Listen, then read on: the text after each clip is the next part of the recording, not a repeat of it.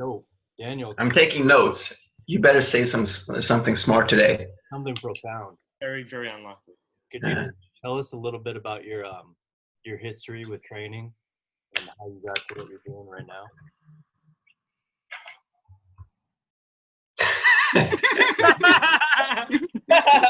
It started when I was force-fed coffee at the age of 3. I am at work at the moment, but people, yeah, okay. So training history started obviously very young. Sport, got straight into structured sport. Played soccer for 10 years or something like that. Never very good at it, so I went in goalie because I was slightly aggressive in goalie. You can take people out, get away with it. The rest into like a lot of individual sports because I didn't make friends very well. So I played tennis and started getting into martial arts as well at that stage, just karate, and then progressed into Brazilian Jiu-Jitsu, which I did until I was about 18. Wanted to progress that, but had a couple serious injuries towards the end and gave up on that because I didn't have a solid sort of foundation of like that. And then I got into gym at about 16 for Brazilian Jiu-Jitsu. So when I first started gym, I was lucky in the sense that I was guided straight into performance-based training as opposed to what most 16-year-olds get into, which is just the bro stuff. As soon as I finished the fighting sort of career, I got straight into the bodybuilding type stuff. Went full bro mode, chicken, broccoli, protein instantly after training. You know, the classic story, right? Everyone's been there. All the guys have been there anyway. Got into powerlifting at about probably halfway through my 18th year, just because I was good at deadlifting, and I realized that there was an opportunity to compete. And being a naturally competitive person, naturally or conditioned competitive person, whatever you want to call it, I wanted to compete with something, so I went into powerlifting. Did okay at that. Really good deadlift, suck at the other two lifts, but you sort of make up for it with one. Got bored of that really quickly. Seems to be a common theme. So started doing weightlifting. More injuries occurred during that, wrists, shoulders. Went back into powerlifting because of that. Did my back again a few times, multiple times. Again, classic story. And then from there, it sort of was the point where I started to realize that I was trapping myself in a box. I think in a similar story to what you said before, DJ, there was one time I was working at a gym, and it was about 2 months after I'd just done a powerlifting comp and pulled 300 kilos for the first time. So I thought I was the strongest person on earth, and nobody could do anything better than me when it came to lifting. So You deadlifted 400 kilos? 300. Okay. That's Late. If it was 400, I probably wouldn't have stopped. I might be making money if I had a 400 kilo then. So we're moving stuff around the gym, just rearranging shit, benches, the machines and everything. And I was in there with a couple guys who were tradesmen, but not necessarily good in the gym. And my boss, who was about 55 years old, used to lift when he was younger, but probably hadn't picked up a weight in 15 years. And nobody was struggling more than I was. Like, I could not shift stuff. I couldn't move things. I could get them up and then had no idea what to do with it. My grip was failing on everything. Carrying shelves down, I was the first one needed to drop, and I was like, the fuck? I'm strong. Like, this is not right. Why are these people doing it better than me? And that's when everything started to click. At the same time, I discovered your stuff, DJ, and blew my mind, expanded my mind into that. And now everything I do training-wise is like the external display of my training, like whatever it is, if it's climbing or still lifting weights, whatever it is, it's all based on trying to create an inner strength that's just applicable to everything, both lifting, mental, endurance, like the ability to push through pain, the ability to avoid pain, whatever you want to do. It's just everything's focused around that. So I'm much more open to changing things now. I used to be really stuck, and like the idea of ever stopping deadlifting for more than 2 weeks was like, no way, I'm never going to do that. It's part of who I am. But now I've lost the attachment to the individual things, as long as everything's tied into the overall goal. So what would you say your training looks like nowadays? Sporadic. and obsessive. um, yeah, I train a lot. So right now, my primary training would be Brazilian Jiu-Jitsu training, back into that. Do that 5 days a week, roughly 2 hours. Do rings with awesome programming from Misha. Mm. And I do climbing a couple times a week, lift weights 2 to 3 times a week, and I do some sort of like end range strength mobility stuff every day, whether it's 10 minutes or an hour, but yeah, something like that. So it's all guided around. I guess most of it is directed towards BJJ now. Even the rings, the climbing, it all has like the effects with the shoulders and just trying to make me better, move better, so that I can apply that against other people, which is, I think, like the greatest display of like human strength is being able to manipulate another human while they're trying to break your own. What does your BJJ specific training look like is my first question. And then the second question I wanted to ask is, as a coach, what do you think differentiates you from other coaches or even from mediocre coaches? I am a mediocre coach. How dare you? But question one first, we'll know that. The most specific BJJ training, the only thing that is really specific is BJJ classes themselves. So I go to 5 classes a week, or sometimes do doubles. So anywhere from an hour and 15 minutes to 2.5 hours. Mm-hmm. My weight training is kind of centered around improving that. Little things like just hip extension, overhead strength, and shoulder weakness. For example, my left has no external rotation, and if I get put in an Americana from there, I'm automatically at risk. So I'm doing a lot of stuff with external rotation there. Basically putting myself in positions where I get submitted and trying to just be stronger there so I can not get submitted. It cut off when you were explaining your BJJ training. Could you repeat that? Sorry. Yes. Back on now? All good? Yeah, so the BJJ training, like the most specific part itself is the BJJ training, which is just the classes they run at the gym I go to. So I do anywhere from 1 hour and 15 minutes to 2.5 hours a day, depending if I do 2 classes. And that's a lot of technique work, the majority of it. And then there's some just open rolling as well towards the end. And then my weights training is kind of centered towards it as much as it can be. Like it's such a dynamic sport. It's really hard to match in the weights room, but it's just working on the positions that I suck at and the positions that I get hurt in. While I'm there, I try to just strengthen those up as best I can, which so far has been working okay.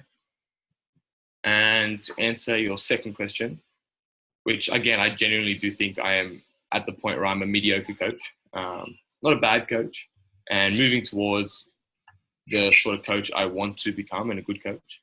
I think it's what I'm trying to work on anyway and trying to get good at is not focusing on, like I said, the external displays of their goal or what they want to achieve from training.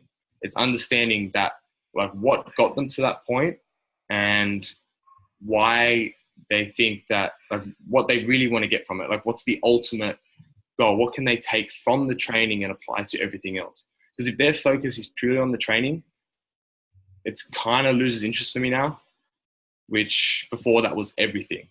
Your display in the gym was everything. Now it's like, okay, where do you actually want to go from that? Where do you want to take this? That's something we've been really working on hard at the gym I'm working at. It's always been really focused around just powerlifting and specific stuff like that. But now trying to, especially the individuals that are losing interest with this sort of sport, you always find people lose interest really quick because it's squat, bench, deadlift. It's very repetitive, gets boring very quick. And if you have any minor setback, it's like people drop off really quick. So we're trying to understand everyone's like internal a bit more, their like intentions and their true purpose behind it. And it's been really good. We've had quite a lot of success stories recently, which is good. But yeah, I have a question, Daniel. What happens when people come in, everyday people, and they're not even aware of their internal drives? You know, they come in just saying, I want to look better and lose weight. How do you, I guess, dig down into some deep motivations? That's the part I'm trying to become more efficient at. At the moment, it takes time. Building rapport, building, that relationship, like trying to get as personal as possible. I'm a very I've become a very open person anyway. And I like to think that that creates the ability for them to become open with me as well. So by doing that, we're able to dive into more what they're about, ask them more about their teenage years or their childhood years and their current life outside of the gym. Seems to be the best way, but it is something I want to trying to get more efficient at. To within that first 4 to 8 weeks is when they're either going to stay or drop off, and to try and nail in that time is difficult, I think.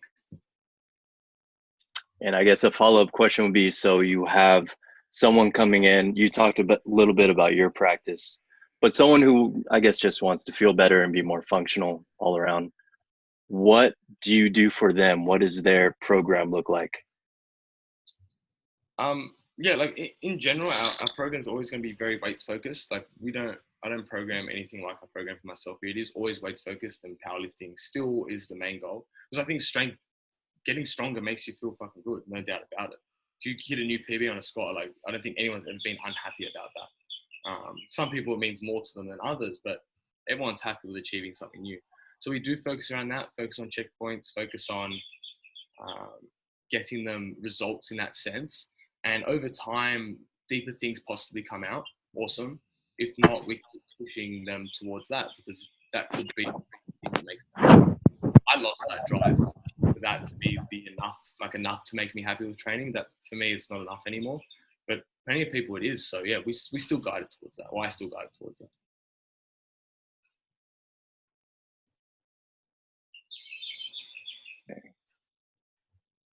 Oh, Matt, that's interesting. So you use journaling with your clients. I have him. I basically wrote up a document, a funeral envisioning document, and it asks, who, what, where, when, and why, and then how, and your values. I can possibly see if I can share it. I don't know how to do this. Never mind. But it's a sundry list of questions of, what kind of a person do you want to be when you die, and what do you want the cause of your death to be, and who do you want you to arrive at your funeral. And I just want him to spend 5 minutes, 10 minutes, an hour, whatever he feels comfortable with every time he goes to the bathroom, because that's something he does, like all of us, with some regularity. I felt like it would be a good habit connection to make between the two, and just have him do that, because our consult was so you want to get into the gym more? And he was like, yes. And he was like, I want to feel better about myself. And I was like, in what ways? Do you have an idea of an ideal body weight? Do you have an ideal, body image? Do you want to look a certain way? Do you want to feel a certain way? And he just didn't have answers to any of those questions.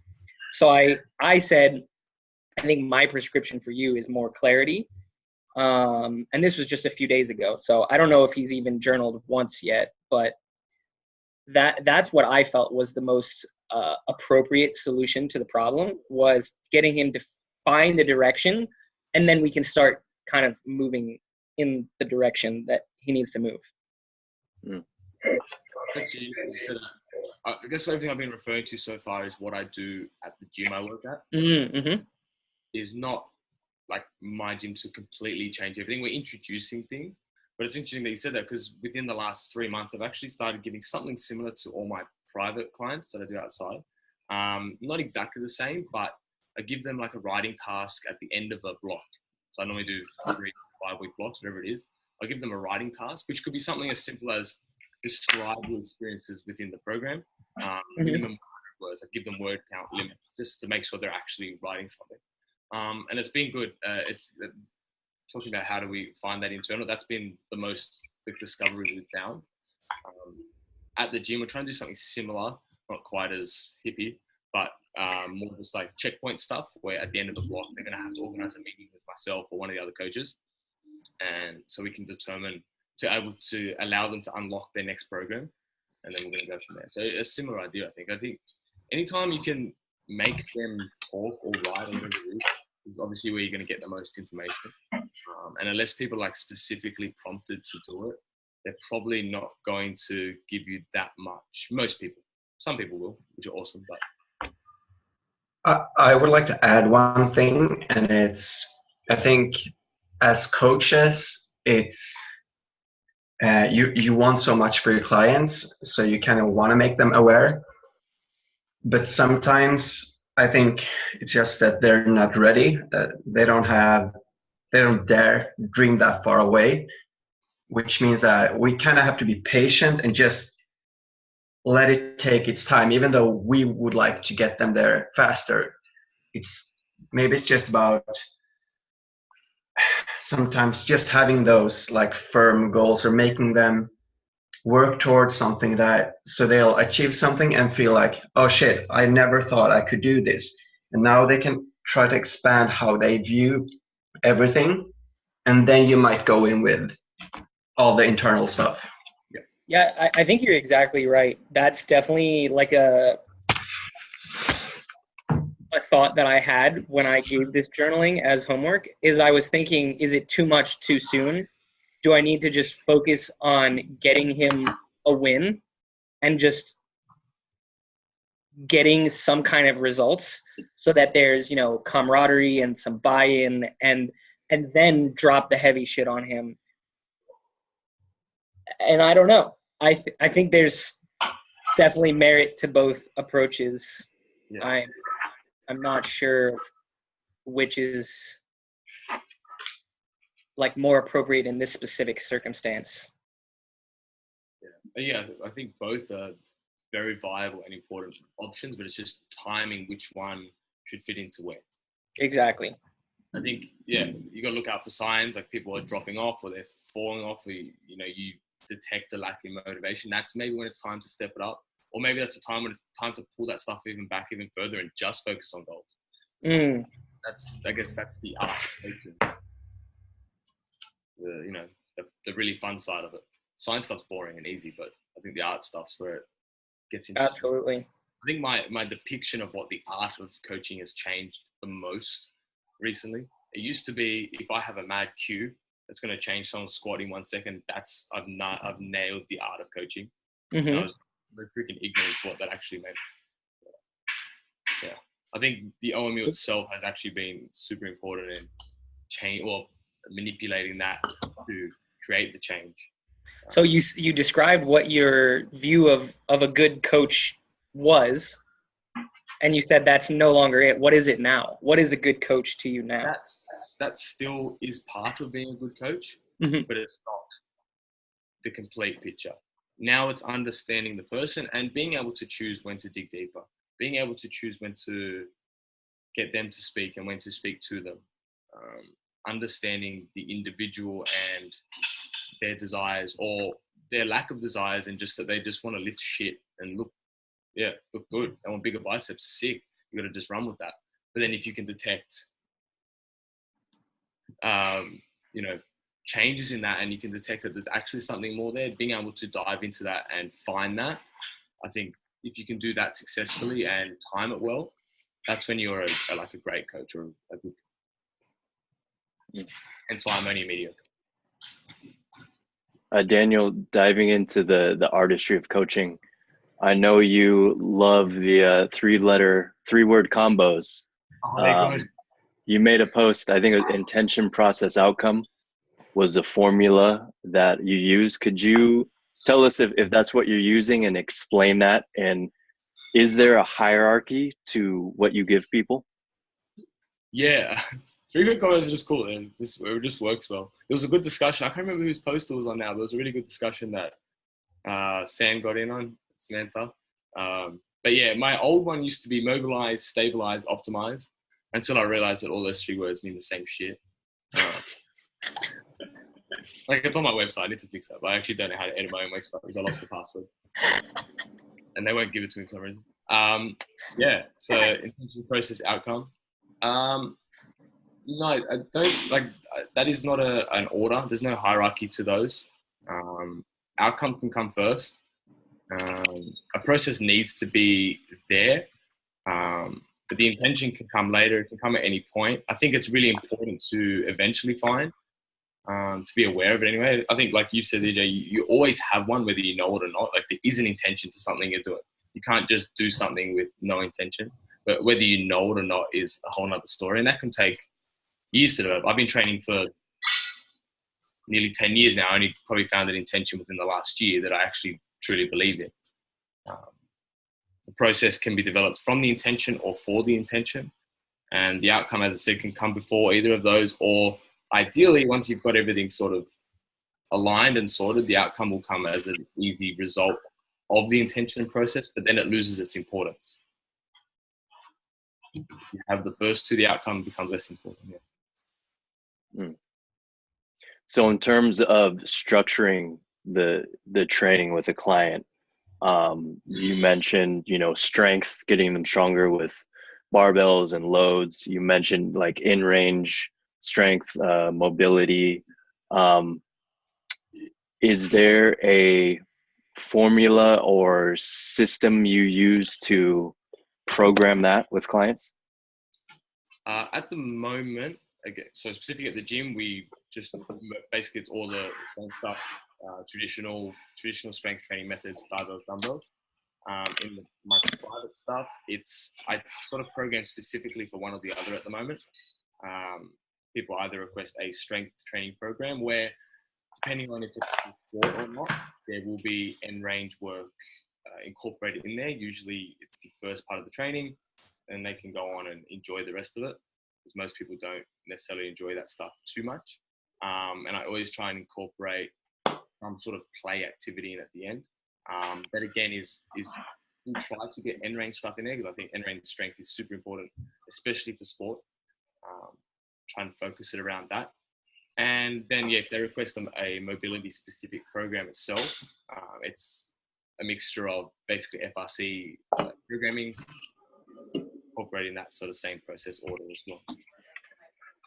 If somebody does want both, we'll determine the importance of each depending on where they're at now.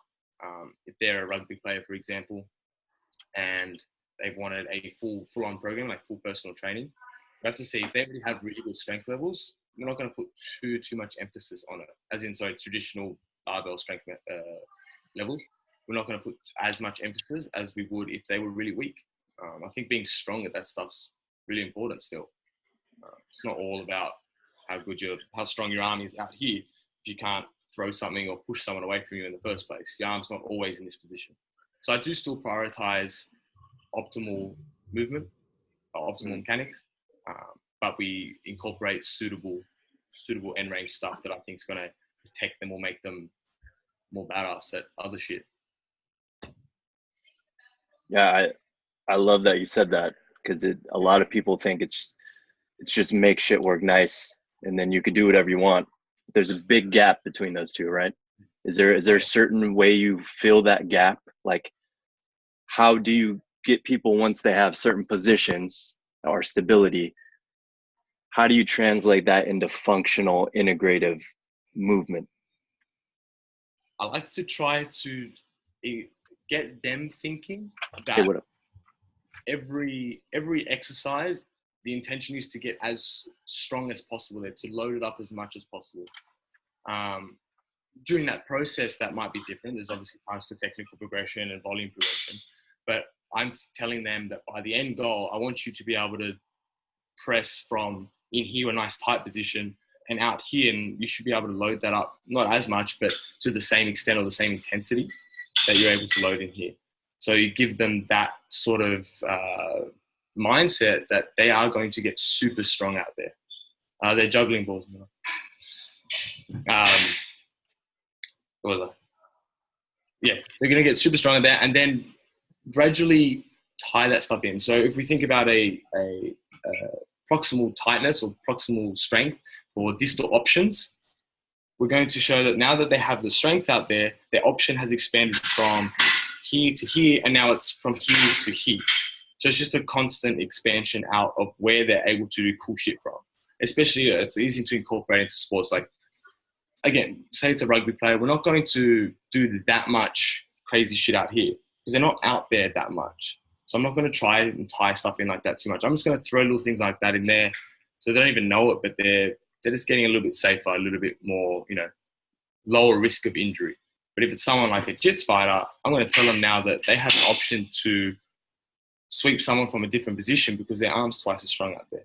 So it's fine. It's telling them where they can apply it, and then it naturally sort of will integrate itself. I love that. Awesome. So I'm looking through your page right now on Instagram, and you have some posts talking about kind of emotions and feelings that are tied into movement and expression of movement. Could you go a little bit into that research you're doing? Okay. Yeah, so me and emotions have had a emotional roller coaster. I was the opposite of someone who would ever express. I guess growing up, without going too much into it, I was involved in a lot of dumb shit, a lot of like gang shit, drug stuff. And as a part of that, you make friends with people who also make really bad decisions. And because of that, I experienced a lot of, like I saw a lot of fucked up shit that sort of forced me to suppress everything and completely hide everything inside. And the only way I could ever externalize those things was through sport and through aggression in those sports. Like I said before, I was a goalie because I wanted to take people out. Like my intention was always, where can I express aggression? And I didn't know it then necessarily, but now that I look back on it, that was really why I was doing so much stuff, was looking for outlets of emotion, or specifically aggression seemed to be my go-to, or anger, same thing. And as I've sort of developed and matured and people have helped me become aware of that sort of stuff, I've learned that I can channel not just those are the same emotions I had before and specifically outlet them through exercise with the intention to do it, which is a lot more therapeutic than doing it unintentionally. I can also use the exercise and the movement to discover different emotions and to bring different emotions into myself, as opposed to just trying to get them out. So by finding a task that, is fun and feels good, it makes me happy. Makes sense, right? Like basic stuff. We know we exercise, we feel better in general. And with that, then I discovered that I can enhance that even more if I can become more aware of those emotions away from training, and not just use training as my only outlet to express or discover emotions. So if I'm able to think about them and meditate on them or talk to the people about them, when I go into the exercise, not only is my exercise better and more clear, I can better express those emotions and get more out of them. Specifically still on aggression, because that's where it sort of started. I can now use that aggression in a more controlled way that can allow me to perform so much better and get so much more out of my training, that if I was using it before, it wouldn't work that way because it would just gas me out. It was uncontrolled. So it's trying to find, that balance of bringing things in, but also able to exert the other ones, or opposites possibly. Or even find an activity that itself makes me angry or makes me aggressive. If somebody says I have to throw a ball, or if I tell myself I have to throw a ball as hard as I can against the wall, even if I'm not in a bad mood, I'm going to try and get into a bad mood to be able to exert more force on that wall. Then I can take that aggression and do something like a max effort deadlift, which requires a certain level of arousal. So since you've started using this sort of movement therapy to express and release this aggression, do you notice different in your everyday quality of life emotionally? Mm-hmm. Yeah, without a doubt. It's still not hasn't been necessarily drastic changes, but my ability to not be affected by the emotions as much, in the sense that I won't go into a ball, I won't hide myself away, I won't snap at people. I have more control over the emotions themselves because I'm better at understanding them and expressing them. And I know that I have an outlet for them. And I know that I can use exercise to manipulate my mood in a positive way. Not necessarily ignoring the current emotions or trying to suppress them or get away from them, but knowing that I can just change them. They are what they are, and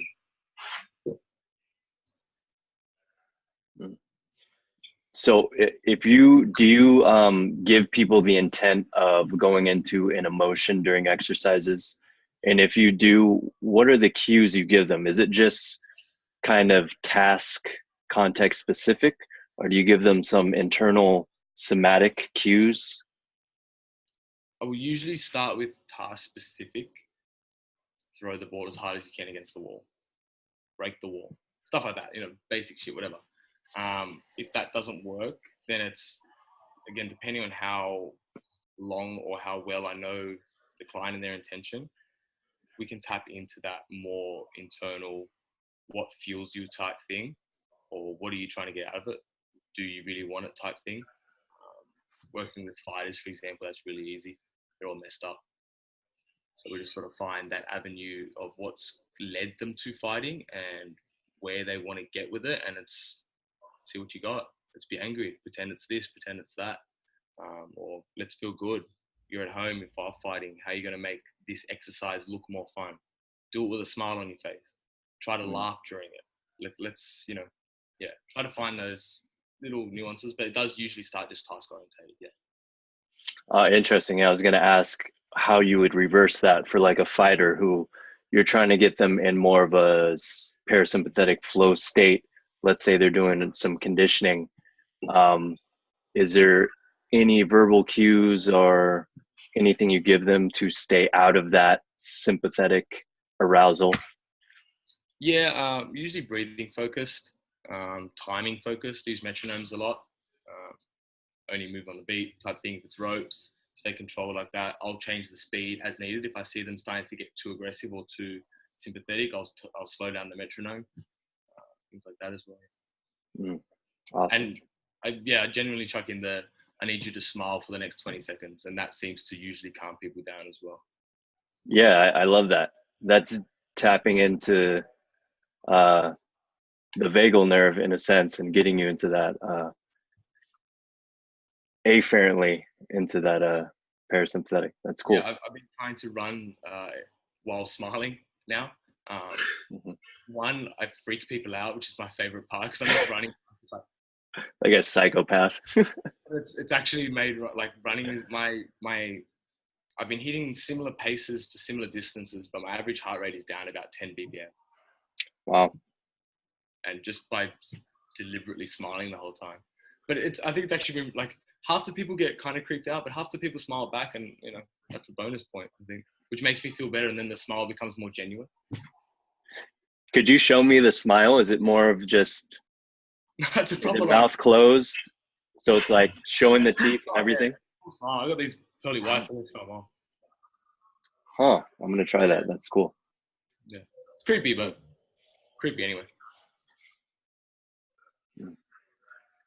All right. Let's see. James has a question. You're describing taking on a role, so changing the focus of whatever you're doing. As a ballet dancer, our technique and artistry often jumps forward once we focus on the emotional content of the role, and not the activity.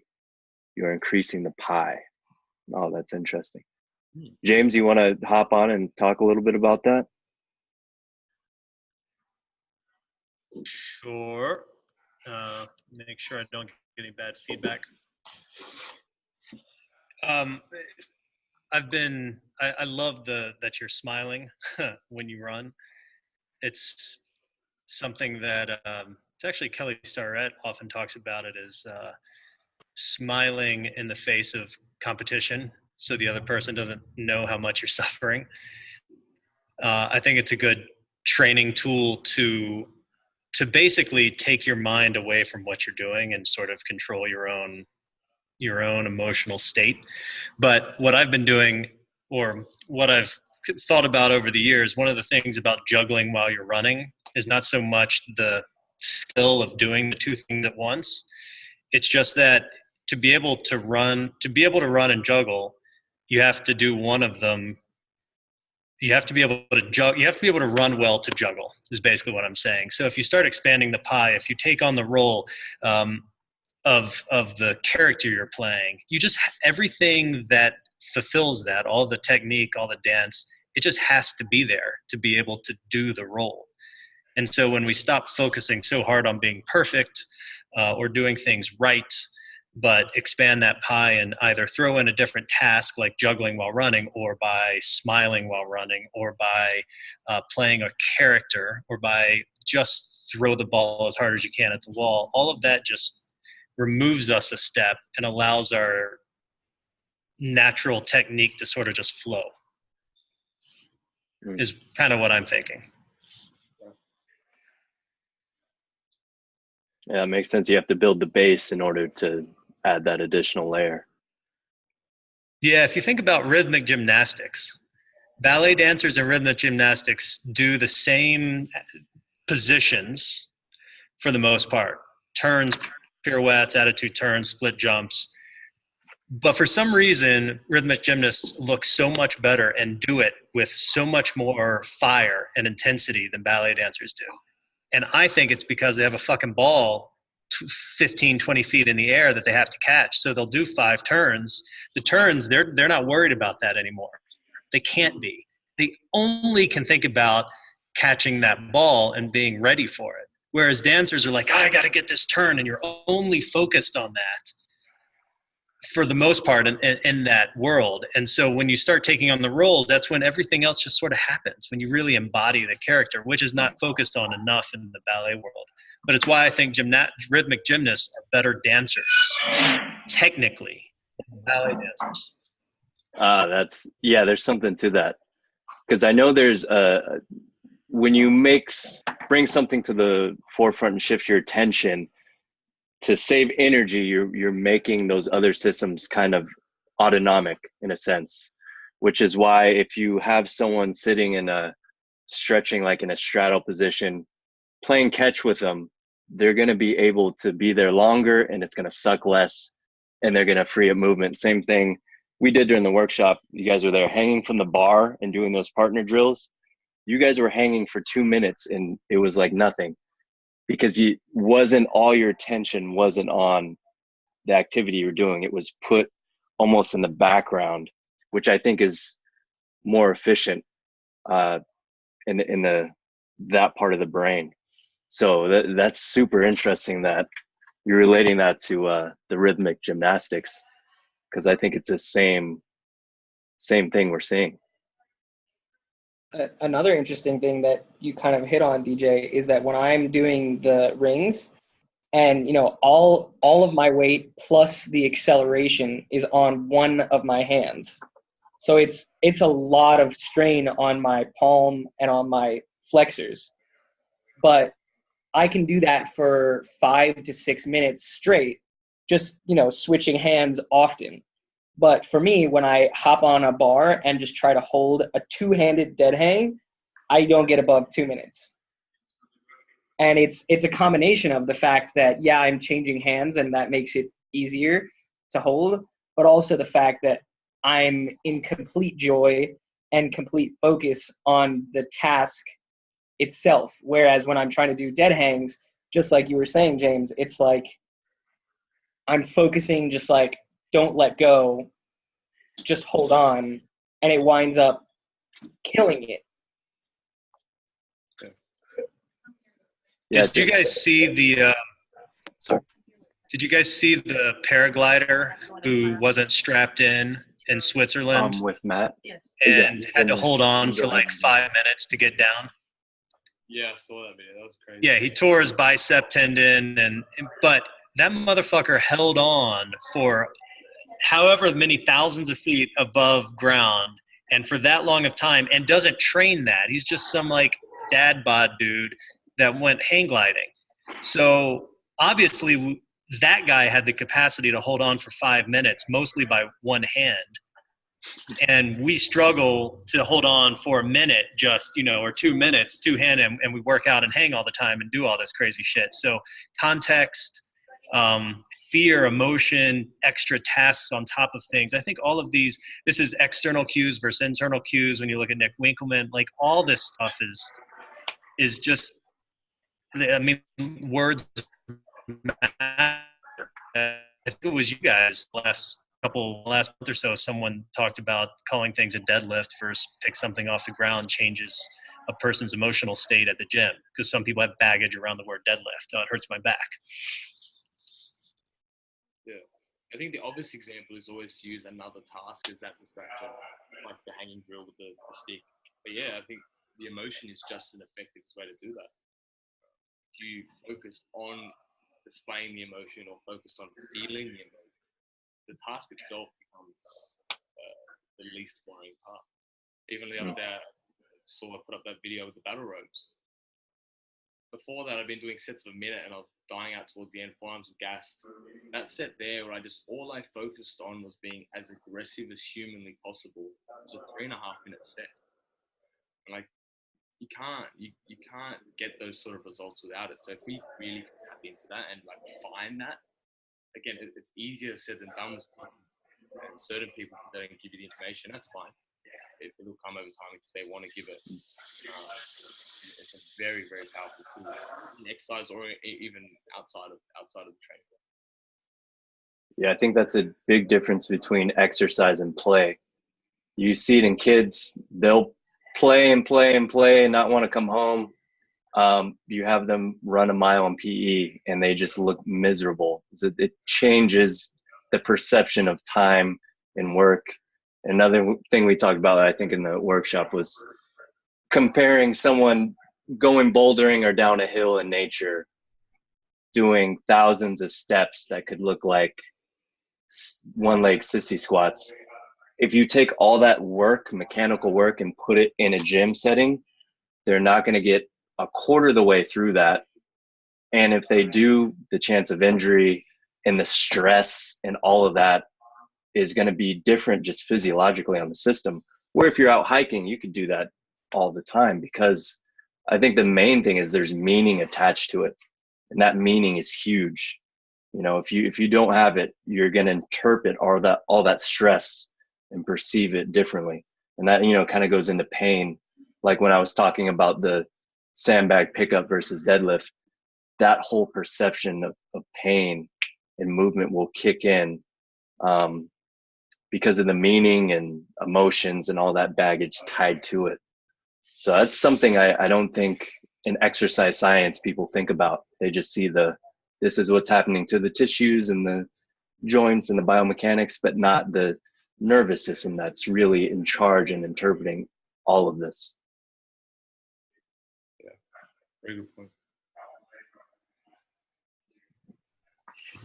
In negotiation and mediation strategies, there's a book called Beyond Reason, and the basically focus is if you're hitting a impasse in a negotiation, addressing the concern versus the emotion if someone's getting pissed off, like to basically deflate a situation. Don't sometimes acknowledging, hey, I can tell you're angry works, but trying to figure out to really move forward, trying to figure out what of this book titles 5 core concerns, which is affiliation, autonomy, status, role, seeing where that person is missing that's usually one of those 5 core concerns is usually what's promoting the emotion.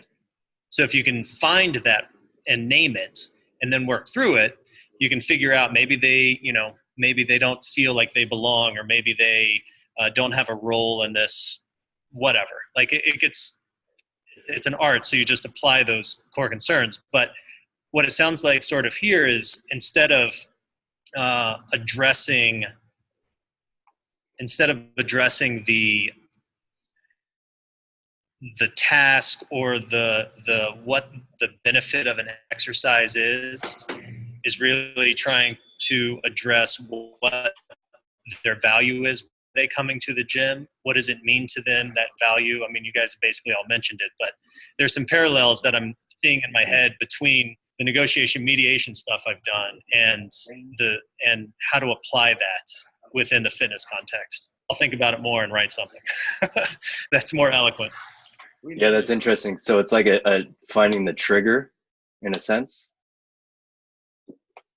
Yeah, you're basically trying to find out what's actually triggering the emotion rather than addressing the emotion in itself. Yeah, well, we might have to schedule a talk about that. That is interesting. I guess like, when we're doing these tasks or these things that are difficult and are strenuous, we're sort of the entire time. We're finding ways This evening I'll be up. the issues that it's fine. Good seeing you, man. Not necessarily like something or something's stressful to it. It naturally sort of try to avoid it. It tells us to stop doing it. So we have to negotiate with it itself, find these ways to mediate around it, whether it's again focus on task or emotion, whatever it is, get past that and allow us to do more or explore more, and then that becomes acceptable and our body's like, cool, we can do this. And that's the premise of progressive overload, I guess. So Daniel, something I'm interested in is, so you were a former powerlifter. You still train competitive powerlifters, is that correct? Yeah, majority of the clients at the gym are competitive. Okay. So what is it you've changed in working or programming for someone whose main goal is in the sport of powerlifting?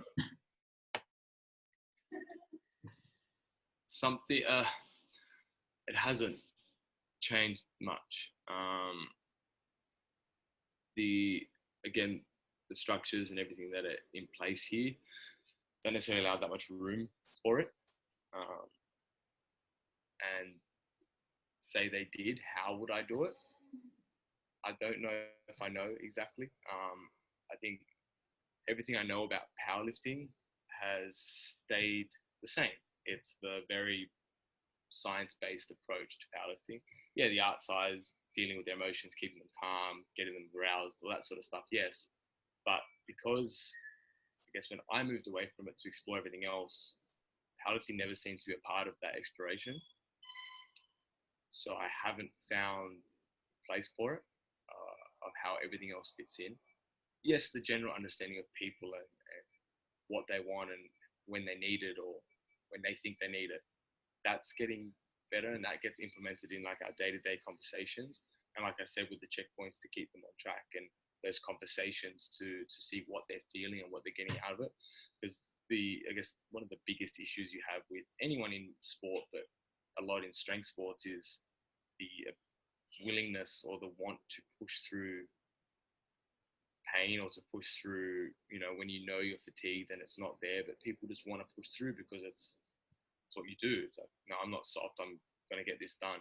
So it's, I guess my biggest thing that I'm trying to do is not just teach people, but show them that you can pull back and you will get better, and getting them to be more aware of when they need it, getting a better understanding of that.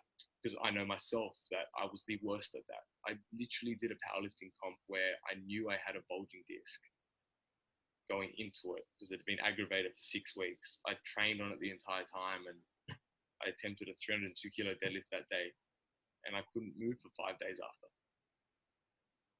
Fucking duh, like what did I expect was gonna happen?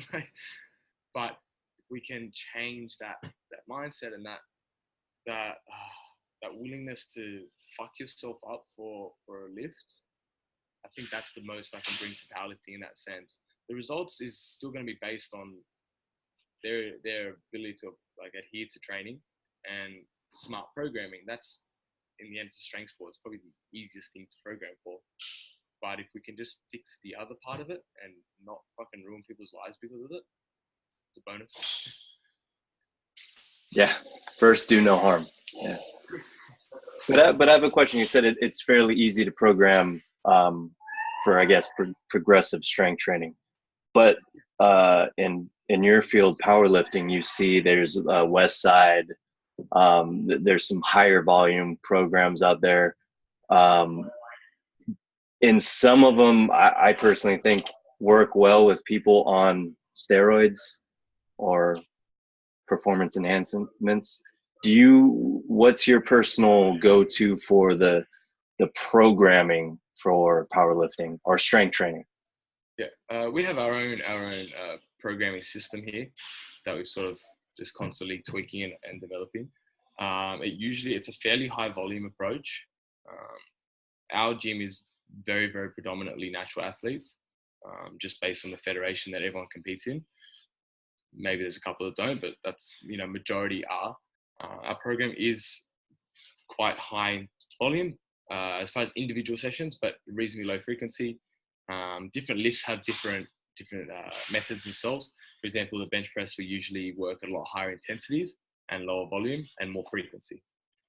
Deadlift it does vary depending on the experience of the lifter. The more experienced the lifter, significantly less volume and higher intensities. A less experienced lifter will have higher volume and more frequency as well, compared to the experienced lifters. But that's just based on how much they can recover from, purely based on how strong they are. Someone who's lifting 400 kilo deadlift can't do that 3 times a week. Someone who's got a 80 kilo deadlift probably can and get away with it. And the squat's somewhere in between. That seems to be our general method when it comes to that. There's always variances. It always depends. But yeah. So about squat and bench would be around 2 times a week, and deadlift maybe 1. Would it look like that? Squat.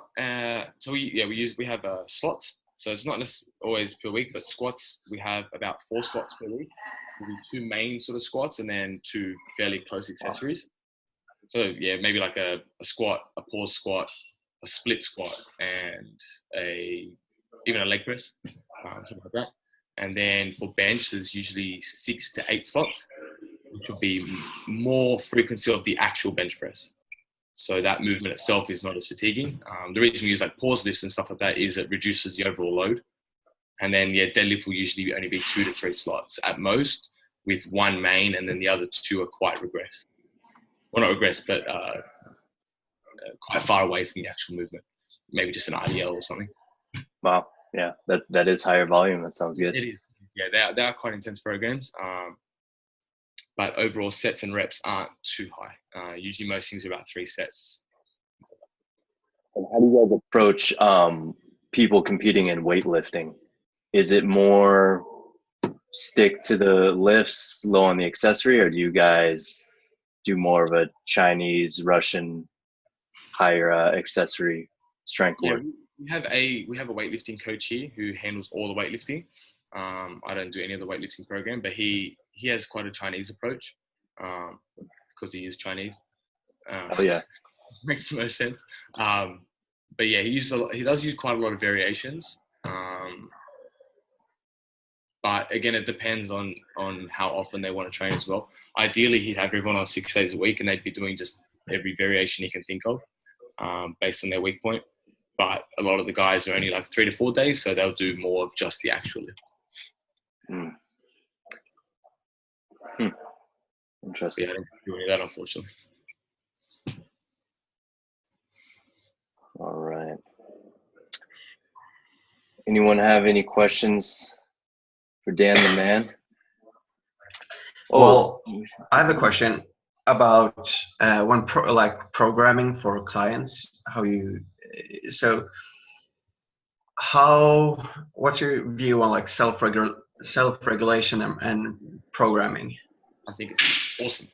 So with like strength stuff, where we want specific percentages, we do want them working at certain percentages, especially for main lifts. We will usually give a rep range to allow for that auto regulation.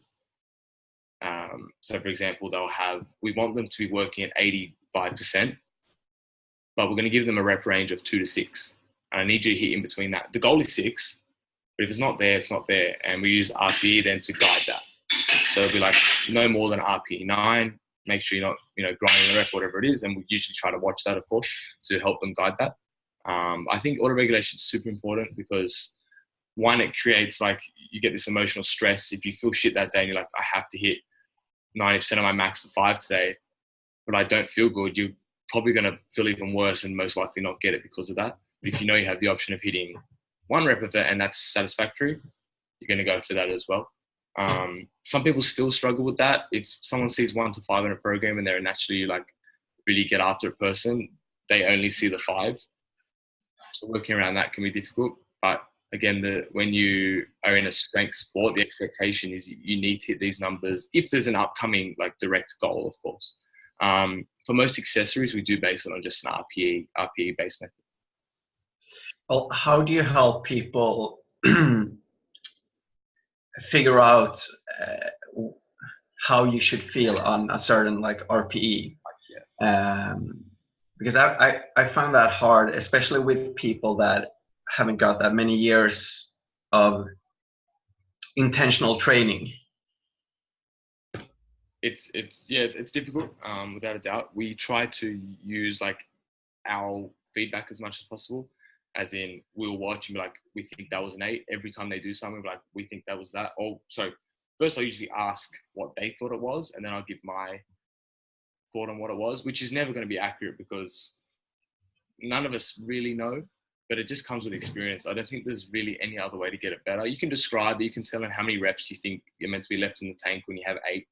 You can tell them all that, but I think it really does come with experience and knowing when you're going to fail and knowing the feeling of failing a lift. I don't know a better way to do it. There possibly is one. I'm only mediocre. So. And how do you incorporate that for your online clients? Similar idea. I get them to record a lot of what they're doing. And every session, every lift has an RPE like box that they have to put in, and I'll watch that lift and give my opinion on it. If it matches up, we're learning. The same idea, just probably even less accurate, not in person. Which is why I don't really like online coaching. Yeah. Don't like getting programmed online either. He's asking me for WhatsApp videos and stuff. How dare you? How dare I? But I think I genuinely think that is an issue. Like one of my biggest things that I'm trying to do to like make my personal practice better is like put my phone away, not get distracted. For most of it anyway. Like there might be times where I think it's fine to get a little bit distracted in between to take your mind off something, especially if you are going. It depends on what it is, but if I have to film something all the time, I've always got to have my phone in my hand, and I think that becomes a problem for everyone. Like if I could train without a phone at all, it'd be awesome. But I've got to film stuff, and I've got to make content for Instagram, and I've got people messaging me the whole time, and it's so easy to get distracted. And then how are you supposed to be like truly in touch with your emotion if that's your goal for the session is to train with emotion or find emotion? You can't when you have your phone. I guess it becomes to balance of when to use it and when not. But I think that one of the issues with online training and having to film is you automatically make things harder. Not impossible, but harder.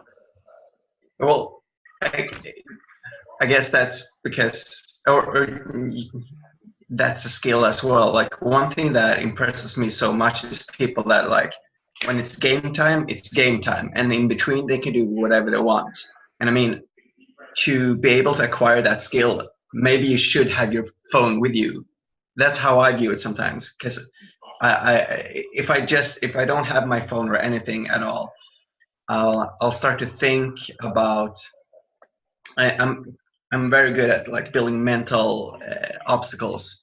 So I take my phone and that distracts me, and then it's game time and I put it away and I have like a few seconds to prepare and then I'll do it. So for me, it actually helps some days, not always, but yeah.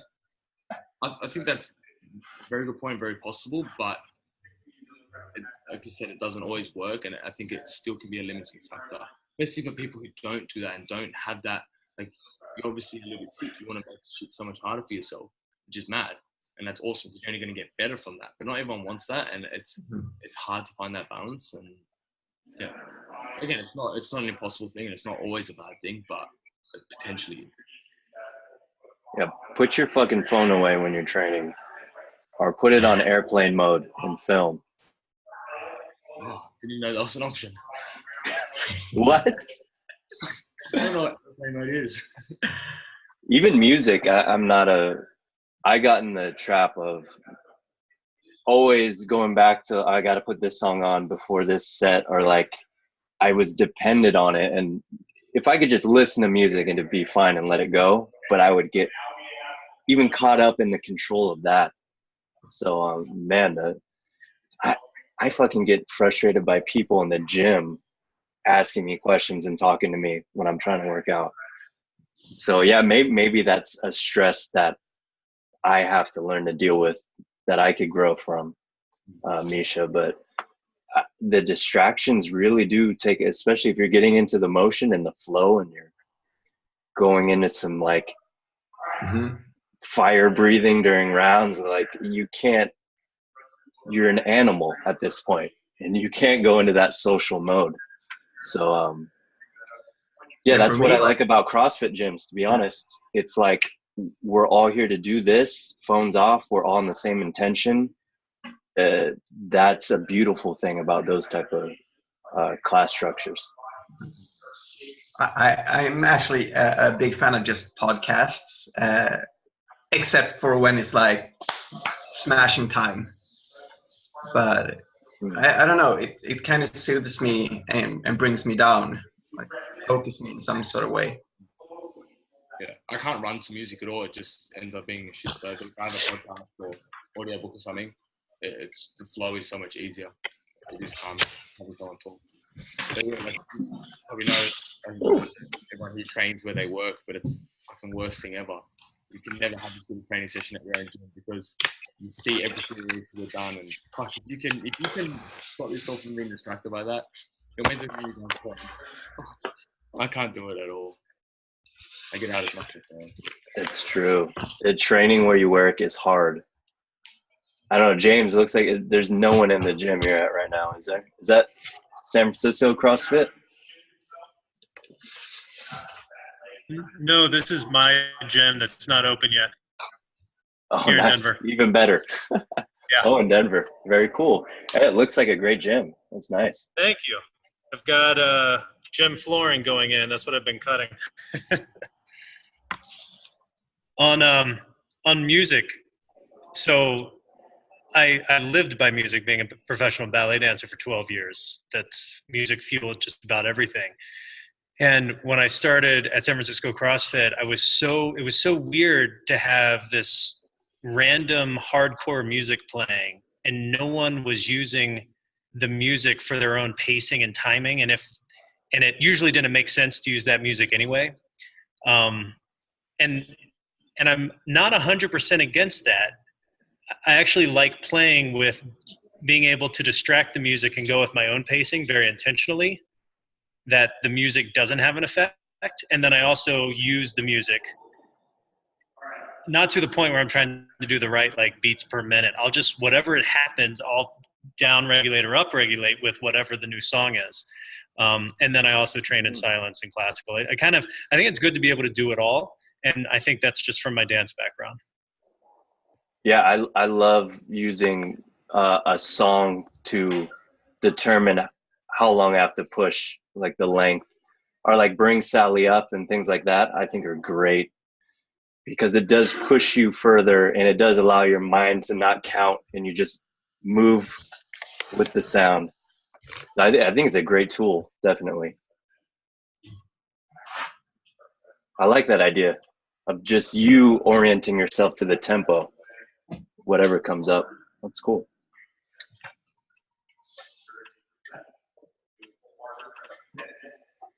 Ooh, nice nipple shot, Wonder Boy. Thank you.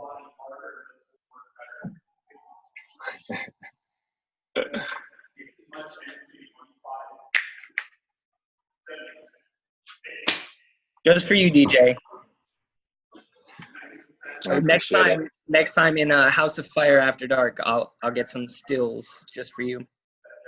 I already screenshotted a couple. I'm gonna put those to use tonight. All right. Oh, Daniel, next rapid fire question for you. Yes. Nutrition. What are your thoughts personally, and what do you advise your clients? I don't. I try to advise as minimum as possible. The classic eat food that's actually real, like food, whole food, quality matters, but I don't know enough. I'm pretty shit. I try to focus on my nutrition a lot, but then I lose half a kilo, and I'm just like, fuck this, and I eat a muffin. So I'm not in no place to do it. But look, I do make as much of an intent as possible to eat high quality, whatever that is, as much as I know what that is.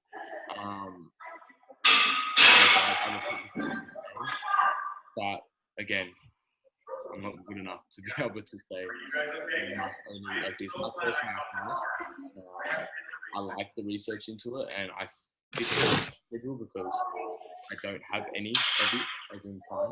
It works well for me. People who ask me about it, because as soon as you do something like that, people are always going to ask you questions. I say try it if you want, if you feel like it's going to fit your lifestyle, but I don't think it's magic. Do your own research. I've been told a million things by people, but I've never listened to it in the sense, not that I've never listened to it completely, but it's never changed anything I've done until I've actually looked into stuff myself. So I think with something like nutrition, which is a very specific field, either do your own research or contact someone who actually knows what they're talking about. Because I don't. I experiment with myself because I'm happy to do that, because I suffer the own consequences. I'm not going to tell someone else to experiment with something that I'm trying to experiment with. When it comes to nutrition, when it comes to training, I'll fuck with people all the time. But I sort of have some understanding of what's happening to them. But nutrition, I don't know shit, basically. I think you should change your name to the Mediocre Coach. Because you're obviously not mediocre, but it's self-deprecating, and I think it would do well. But, My next email card.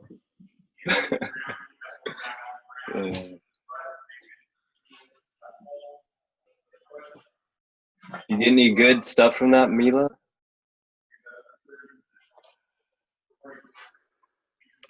No? Okay. Mila didn't pick up anything useful from your talk. Sorry, Mila, I tried. What was? Did I miss something? Possibly the whole call, I'm not sure. Yeah, everyone's required to write down the 3 most important things they took away from this chat.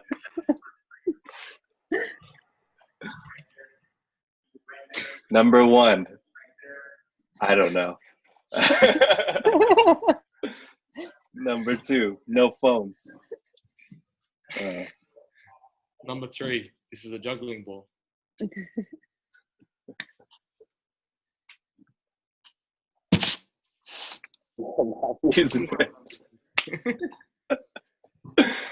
Oh, That's a good number 1, to be fair. We'll never leave any of our minds. It's annoying that will probably be the most memorable thing from this conversation.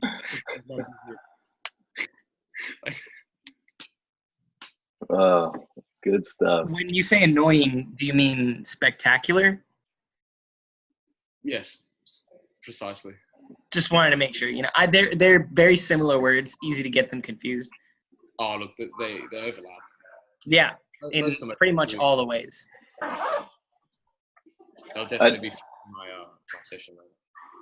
Daniel, do you think that hair growth corresponds to performance? No. But I think once you have it, if you remove it, you automatically become less. Yeah. I look. It's one theory. To be fair, You don't think you could run faster if you were a little bit more aerodynamic? I'm fucking Piccolo, dude. One day I'm gonna shave this shit off. That's how I started running. I shaved my head and I started running. No hair, and I'm a runner right away. I can Fine. confirm Daniel's theory. This one day will come off, and we're not even ready for the performance that's gonna follow. But in due time, when needed.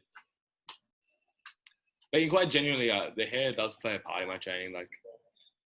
Like I said, it ties into emotion. If I'm training and my hair's tied up, it's normal. But if Yeah. I start doing something, that's a different mindset I'm going to be in, a different mode I'm going to be in. I go into like my own thing, and I cover my face, and it's like, now I'm going, now I'm pushing. So it does actually play a part in all genuineness. But I think if I didn't have it, I could probably find a way to do the same thing with it without it. So I don't know. like, do you see strength gains when you grow your beard versus when you shave it, DJ? Because I've never shaved mine since growing. Honestly, since I was a kid, I always noticed differences. I don't know if it's just kind of that perception of when you get a haircut, like clothes cognition type of thing, like you feel like a different person or better. But I do, I feel energetically and emotionally different when I grow out my hair. There's like I don't know, possibly a savage type primal emotion attached to it, or intention or perspective that comes with it. I don't know, maybe. What's interesting is during winter months, I think you grow like you have less. What is it? There's a certain thinning. Yeah, I think it's thinning, but also you produce less. What is it that soaks up the sun? Melanin? Oh, keratin? I don't know. I don't think so. Melanin? Yeah, melanin, yeah. But I don't think it's in hair. I think you have it in hair. No way. I think so. I might be full of shit. But I was reading this whole thing, and now I think that our hair is harnessing chi from the sun. So the more we can grow, the more power we can intake. BJ, you're absolutely right. I'm copy pasting Google into the chat. There we go. Google always supplies. So right here, so I would recommend, Daniel, if you get your bun up front here, and it will channel in your crown chakra. And you'll become really a fucking unicorn. Dude. I am a fucking unicorn. But like, literally. Like, literally. Oh, okay, sorry. I think the PRs are just going to start rolling in now. You know what they say, PR or ER? Yeah, that was literally something I've said. Because when I said it, that's when I completed with the Belgian disc. I genuinely meant it. Like, I had that in my mind that I was either going to hit something good or go to hospital with these slips. I was so prepared for that. A little bit fucked in there, but it's okay. Oh boy. Eumelanin and pheomelanin. Who you calling melanin?